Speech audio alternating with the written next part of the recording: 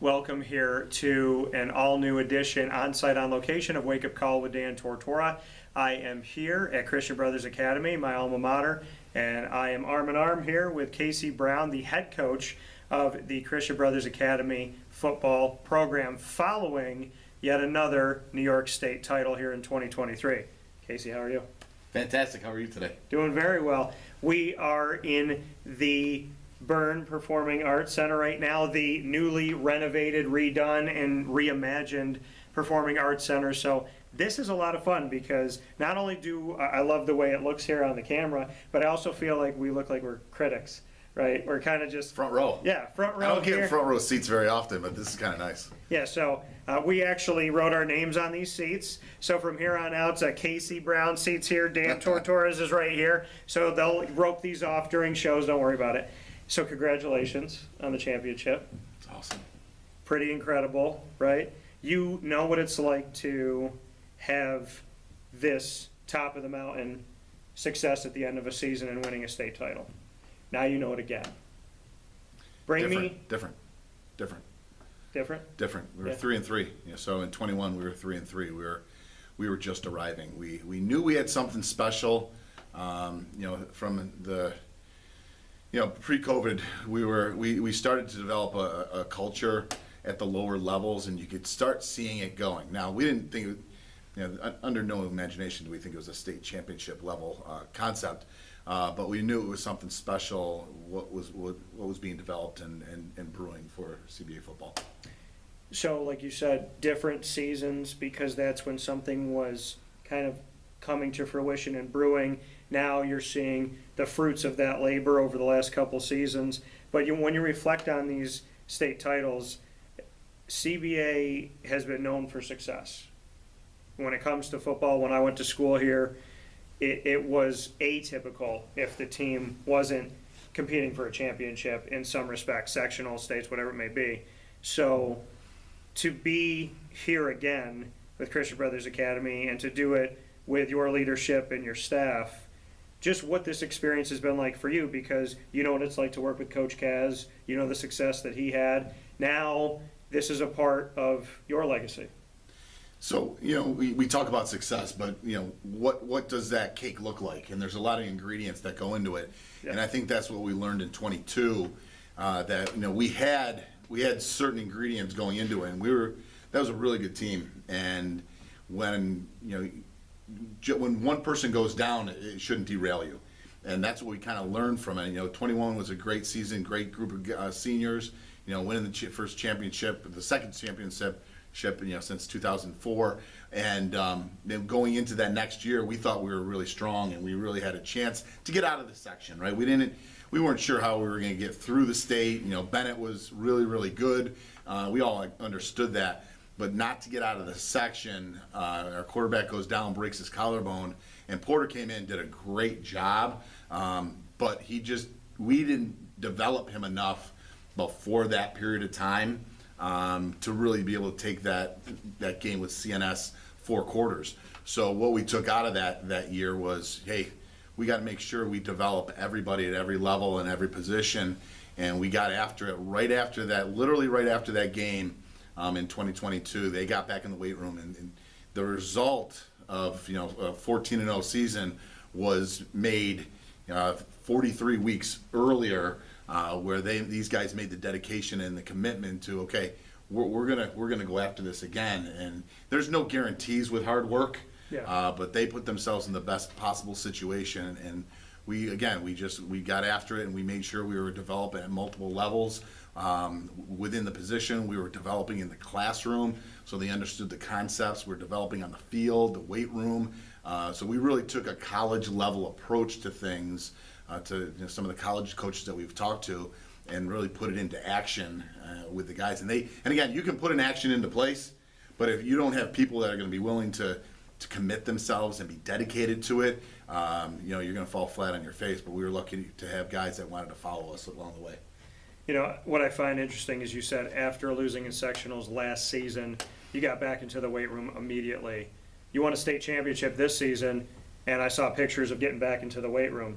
So it's not just in that loss. After winning a state title, your guys' response was the same.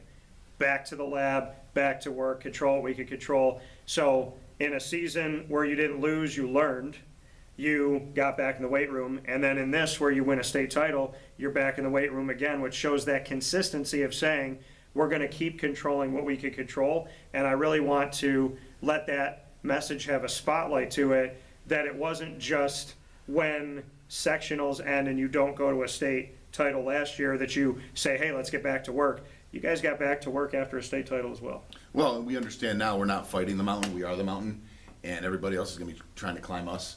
So it's a different perspective. You know, when you lose, and again, you don't lose, you learn.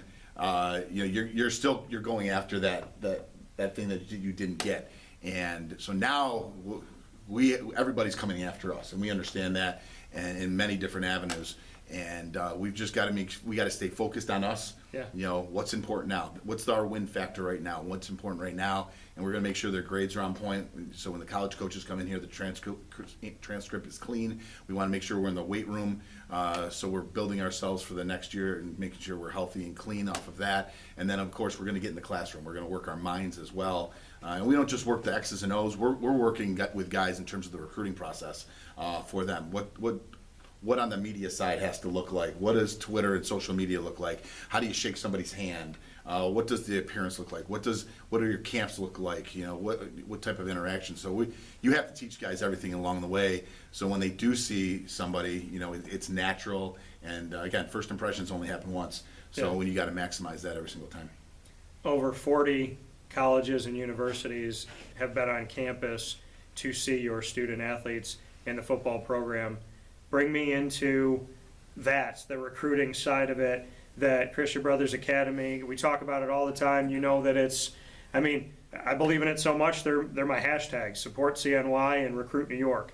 So to know that there are places recruiting Central and Upstate New York, the state of New York, and specifically coming to Christian Brothers Academy, I'd love to dig a little bit deeper in how you feel like these bridges have been formed and why you believe there's been so much success to have over 40 schools come on campus. So when you see some of our high-level student athletes leave CBA and do well, you know, Riley Dixon played at Syracuse University, does well and continues to do well in the NFL. You see Stevie Scott, you know, left CBA, went to Indiana, has continued in the USFL, now with the XFL, and he's going to continue on this year for his third or fourth year. In terms of that, you see Servassier Dennis.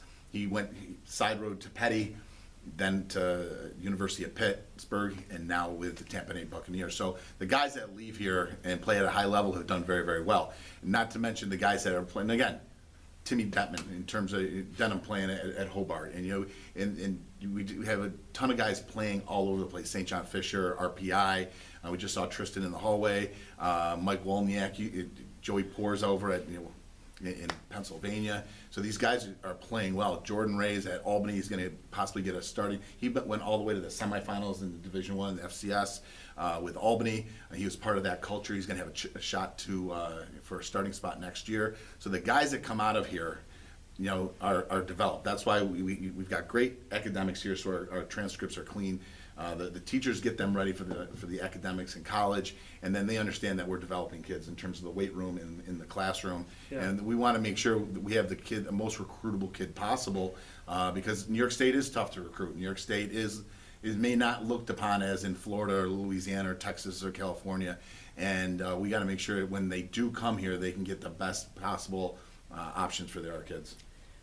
When they come, like you said, seeing the past success of student athletes and different things that they've done, the caliber of education, which I could speak to, having been, you know, always be a brother and an alum of Christian Brothers Academy, there's so much here, but it's not always easy, right, to get that message out in a world where there's so many messages all the time and we're inundated with information. So how does the CBA message get out? How do you and your staff purposefully get these student athletes in front of the right people? Well, I'm really bad at that, and I have to give all the credit to Bruce Williams and Brian Bruno. They do a great job on social media. You know, it's not something I do well, right? So what do? You surround yourself with people that do it well. And Bruce does an amazing job getting out on Twitter, developing these profiles. The nice thing is myself, Bruce, Brian, Gideon Dixon, we all have different levels and groups of contacts that we have, and we use our connections with some of these people in the college levels to help reach out. Hey, what's your board look like for a running back right now? Well, I don't have it, but I know my friend over here at this college has somebody. Send me the tape, send me the transcript, and let me have him reach out to you. So with all of our contacts that we have, that we've developed across the country, that's the most beneficial thing for kids. We want to put the kids in the right spot, in the right place for them. We're not just going to throw a kid out there. We develop relationships with these coaches that we trust. So when they come to us, we can now say to a parent, okay, here is an option for you. Our parents drop their kids off to us. That is one of the most humbling things possible, to say, I trust you with my child right now for the next couple of hours. Now we're in a position now where I need to help these parents understand, you're going to send your child away for 4 or 5 years. Please trust this individual here. So there's a lot to develop, and there's a lot to trust with these type of communications and making sure the kids going to the right place. Yeah, and you look at the success right now. Sire Torrance, with all of the offers that he got, he's going to Boston College, and we've had him here in a special on Wake Up Call with Dan Tortora yet again, as we've chronicled Sire's recruitment process as well as his time at Christian Brothers Academy.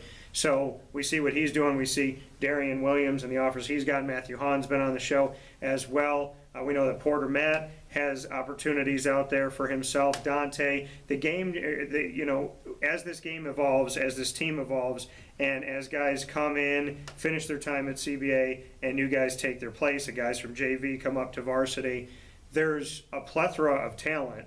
And what I love seeing is that these guys that have time on your team, that have another season to go, couple seasons to go, are already getting those looks and already getting themselves out there and building that. And I think that that's huge to see guys that have that time already getting offers, especially in a world that we live in with NIL and the transfer portal and how hard it is for high school kids to get in front of people, that not only are they in front of people at Christian Brothers Academy, but that your student athletes on this football program are getting early offers and knowing that they can only go up from here. Genetics. I mean, some of this stuff is genetics in terms of what you're seeing. Dante is 6'4". You can't build 6'4" as a wide receiver in terms of that. But what he does do is he does get in the weight room. He does get on field trainings. He will go to camps to be seen so he can go out there and compete. And those are important things. Darian has blazing speed. Okay, and some speed can be developed, but not at that level, not at that speed. And again, he works his tail off in terms of the weight room and in the track. And Matt Hahn, 6'5", 275. Again, just you're talking genetics in terms of his parents, but he puts in the time and the effort. You can still be 6'5" and be 185 pounds, but you're not going to be a left tackle in terms of that. And he's pressing and pushing weight, and we got to actually calm him down a little bit because he's so motivated to get to that next level. He had a brother play it at that next level, so he understands what it takes. And so we do have guys in this program, and they've been around here since modified. And I remember the first time I saw Dante, and he was this little guy that he wouldn't be able to get on some of the rides at Disneyland because he was so small. To be the wide receiver he is right now is tremendous.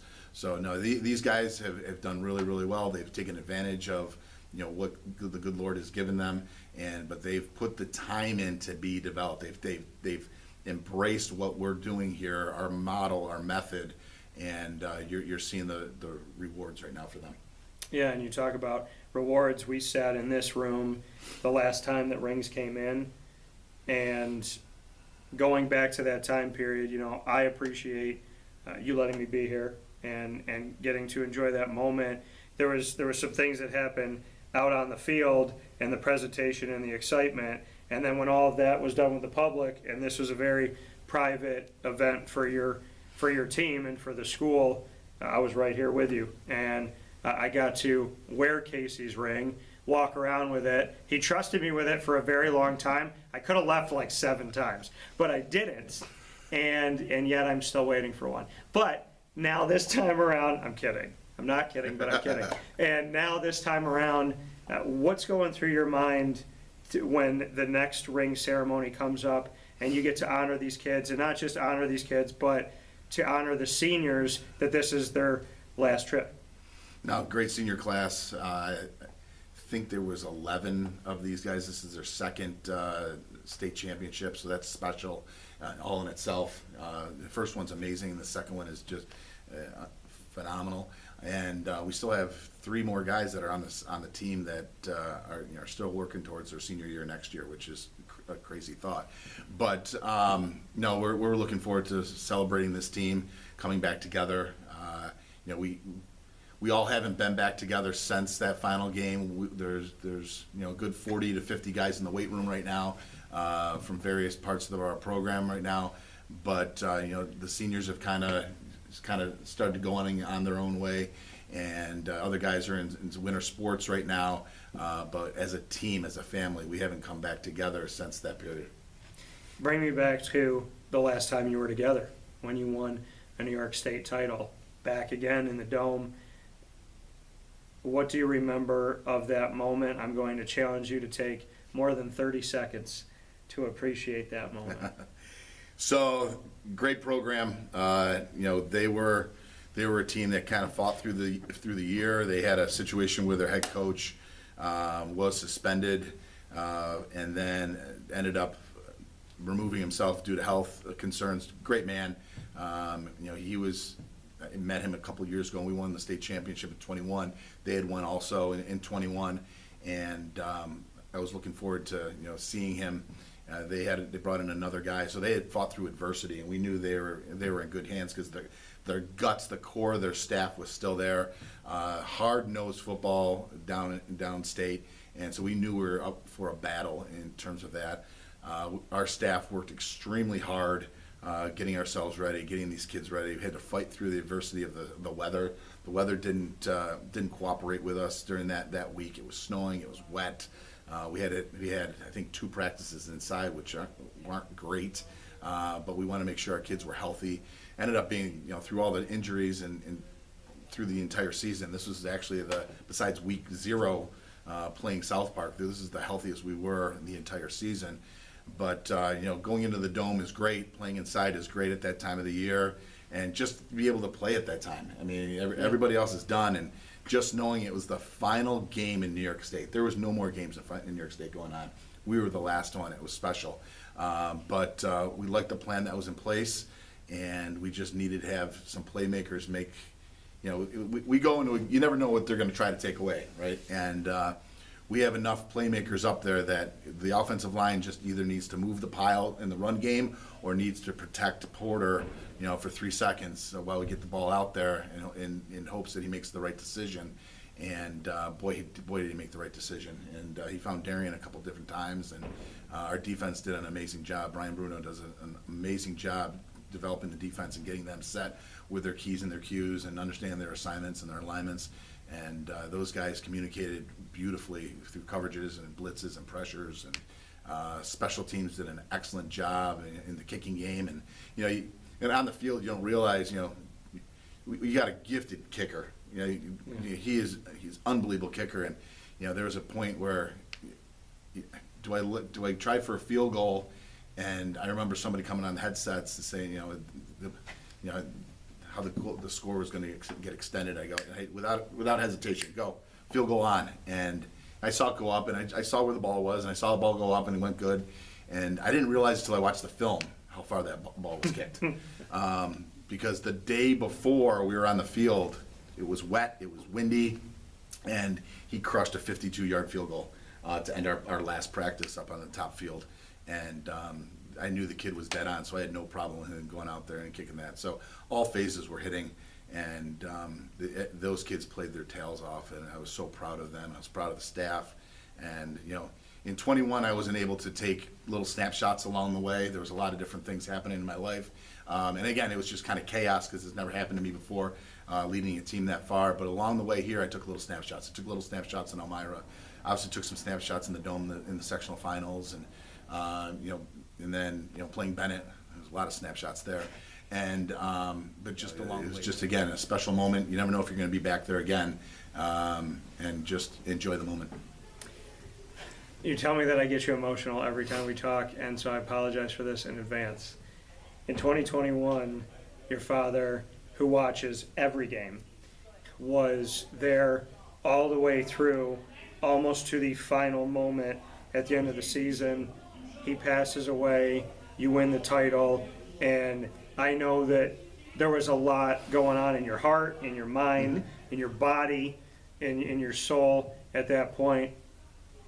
2 years later, you do it again. What do you think Dad's thinking right now from heaven? So I talked to Dad before every game, and I know he's with me. And I talked to him during the national anthem, and him and my grandfather, and I know they're both there. So he's by my side, and you know, he's in my headset, and I know he's proud. What do you think, if you could pick anything that you think he's, like you said, you know he's in your headset, what did he say at the end of this one? Proud of you. Good job. Yeah, and he was always the phone call after the game. You know, what do you see? You know, or after a practice, he would stop by a practice. What do you see? He was an old ball coach, so I respected his vision in terms of what he saw, and he was never wrong in terms of what he saw. So, you know, I always took that advice along the way. But I know he's proud of me, still is proud of me, and he's with us right now. Leadership-wise, and yeah, I know that.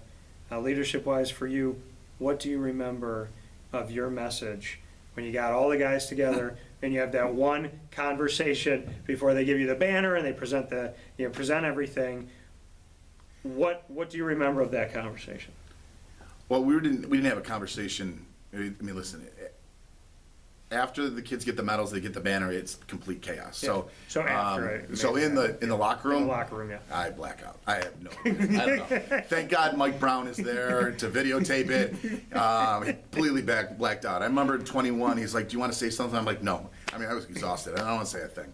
And then I'm like, "Yeah, I got to say something." And I couldn't tell you what I said. Everybody says, "Oh, it was a great speech." Great. I don't know. And then after this one, Brian Bruno comes up to me and goes, "That was your best speech." Now, I talk to these guys every single day. Yeah. We talk to them every single day. They hear my voice every single day. We break, you know, I talk, Bruce talks, Brian talks, I talk again. So these guys constantly hear my voice. They constantly hear what we have to say. And I don't know, I just black out. Brian said it was the best speech you've ever made. I don't have a clue. I'd have to go back and see what that is. But there's a tape. Oh, there are 100%. Yes, there's. Okay. It's out on social media. Yes. So you could go back and watch the tape of what I have to. Yeah. I have to. I have no idea. What would you like to say to the community, to the alumni, to the supporters, to the students and student athletes, the faculty, the administration? When we put it all together here at CBA, what's your message?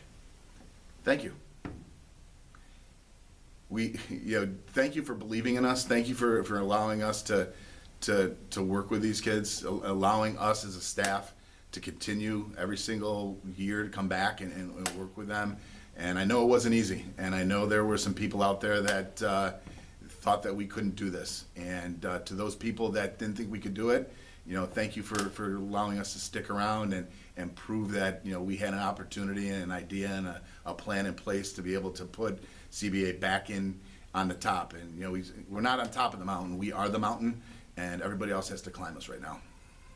Final note, we're going to play rapid fire because we get to have some fun with this. You get to know Casey, and Casey you get to know him a little bit better, you get to know me a little bit better. Casey, you get to ask the first question. Yeah. If you are a pie, what pie are you? Oh, man. Why? There's just different ones that I like to make. I guess I would be a raspberry pie because I'm sweet.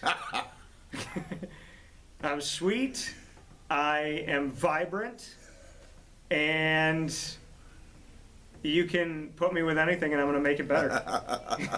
That's what I would say. Nice. All right, Casey, if you were a pizza topping, what pizza topping would you be and why? I got to go with my go-to. It's sausage. Okay. Yeah, it's sausage. Sometimes I'm hot and spicy. Sometimes I'm sweet. So you never know what you're going to be able to get. And again, I can go with a lot of different things. I get along with a lot of other different toppings out there. But you put the sausage. Listen, I can be great alone, but I'm good with in a group as well. All right, I love it. What's your next question for me? Raspberry pie and sausage. So, in our professional, I think we've done pretty well ourselves in what we're doing in our career. But is there one thing out there that you wish, if you weren't doing what you're doing now, there's something out there you wish you could have done better with? Could be a leisure activity, could be a professional activity. If you weren't doing this right now, what would you be doing? I would go back. I don't live with any regrets. So I have to make that clear. Nope. I do not. I would say if I could do anything else, if I could go back and do anything else, I would have trained, because I didn't like running when I was a kid. So I would train myself to be better prepared on the basketball court, and I do more of that in high school, and I do more with that in college. I wouldn't change anything because it started my college career, kind of how I interacted with Marywood. But I mean, if I could do anything right now, I mean, honestly, I'm challenging myself to do the things I said I was going to do, which are in my heart and in my mind. And the people that love me and know me, they know that I love back. And, I've said things to you before, comedy, movies, music. There's a lot of things that I've told myself I'm going to do. And it's really interesting to me because the world that I live in, there's nothing that I think that I can't do. If I have it in my heart, and I truly, in my heart, I'm like, I want to do this. I literally see God go, finally, let's go. So I honestly don't think that there's a world where I'm not going to do the things that I know that I'm going to do. Yeah. So I'm not going to say I go back and change them because I'm still going to do them. All right, Casey. If you were coaching me and you had to give me 3 notes on everything you know about me as a person, what would you say to me as my coach to make me better? Give me your best effort. Give me perfect effort today. As you got in your back of your shirt right there. Give me perfect effort today. Okay. Dedicate yourself to the position on the team. Okay? It could be a starting position, it could be a scout team position, but I want you to be the best at that position. And then the last part is just love your brothers. Pick up your brothers, understand who needs something out there, and just support each other. And that's what we're about. We're about effort, dedication, and love. Love it. Effort, dedication, and love. Your final question. So so we're sitting here in the Dan Burns Performance Center. Yeah. So the brand new one. So my last one is this: if we're sitting here in the front row, front row, what is the one singer you'd love to see performing out here? Like professional? Anybody. They could be still here, they could be gone, anybody. Like mine is the Doors. I'd love to see the Doors performing right now. Who's yours? Journey. Ooh. Boys. Which Journey? Steve Perry. I like Arnel Pineda too, but Steve, okay. I mean either one's fine, but Steve Perry, because Steve Perry, when he went off on his own, he made some really cool stuff too. So I would say Steve Perry. I would say Boys to Men. Interesting. With Michael S. McCrary too. We need the whole Boys to Men group. Yeah. So I'd say Boys to Men. I would say Journey's my first thought. I'm gonna pick another one. Killed that rock record growing up. Oh my God, playing Journey? pool, Yeah. Oh my gosh, yeah. Which one? There's only one. There's only one Journey record to you? To me, yeah. Okay. All right. Okay. It must be the greatest hits. Because I can see the album, but we literally destroyed Was that. it the one with the Beatle that had like all Yes. the lights? Yeah. So, I mean, probably Journey number 1. I want to pick one other one. So I would say Boys to Men. And then I would probably pick, I want to pick one more. I would probably say, you know what? Yeah, I'm going to pick this one. I'm going to pick them because I worked their concerts at the fair. I was never a country fan, ever. My dad wasn't, I wasn't, my whole family no country. And then I became a country fan, and my dad became a country fan, and we didn't know that we had become country fans. And then I got in the car, and he was playing country, and then I was like, do you know this guy? And he's like, yeah. And I was like, do you know this song? And he's like, yeah. And so I would probably say the country group that I worked a bunch of their concerts, and didn't like country back then, but I love them now. And there's a song that I would want them to sing, and it's one of my favorite songs. I could see the music video in my head right now, but it's called I Believe, and Brooks and Dunn. Oh, yeah. Yeah, Brooks and Dunn. Just 17,000 people at the concert. Everybody's going nuts, and I'm working the tickets, and I'm like, why are these people here? And now I'm like, will you please come back to Syracuse? So I'm sorry, Brooks and Dunn, but That's good. I would love to see you guys. No, I Believe. Listen to the song. I will. It'll definitely bring a lot out of you. Very faithful. There's a part of the song where it says, I'm finding more and more with the words written in red. So he's talking about the Bible. So he's like, I find more and more truth by the words written in red. They say there's got to be more of the life than just what I can see. I believe. And I'm paraphrasing a little bit, but that whole words written in red just hits me some kind of way. And friendship. It actually talks a lot about friendship. All right, my last one for you, Casey. If I was making a movie about Casey Brown, who gets to play Casey Brown in my movie? Who would you want? Like, you get to be someone who's working with me, so you get to give me your thoughts. And so I'm sitting here now, and people are auditioning. Who are the 3 actors that you would want to audition to play Casey Brown? And what am I going to call my movie? Well, I don't know what you're going to call it, so we'll come up with something here. Okay. I would hope like Kevin Costner could come in and be the guy. Okay. But I could see. Well, he's available now because he doesn't want to do that one show anymore. I don't Right? want to talk about it. Right. I love Yellowstone. Isn't that but then I'm sure like Will Ferrell would show up and actually kill it in terms of that. And then probably my kids would tell me like Jerry Lewis. I would be Jerry Lewis. So Okay. there's a whole. It really depends on which personality is coming out. And there's some times where I'm nice, calm, like Sarah has mentioned. Sometimes I'm nice, calm, and cool. Yeah. There's other times I'm not. We'll just leave it at that. And my offensive lineman can attest to that. So there's a heckle and jive going on there. So it really depends. Multi personalities. I'm picturing Will Ferrell as you, just going, Bruce, where's the meatloaf? I just love to see that. What is she doing in there? I never know. Ma! Meatloaf. I never know what she's doing. Yeah. Good for you. So yeah, now I want to see Will Ferrell play the role. I like Kevin Costner and Jerry Lewis, but He's just so calm and just so in charge, and it's like. Yeah. And there's days where I have to be that, but there's other days I just want to be Jerry Lewis. Yeah. So what we call it? If Kevin Costner played you, we could call it Brownstone. Yeah. Maybe. Kevin Costner, come back.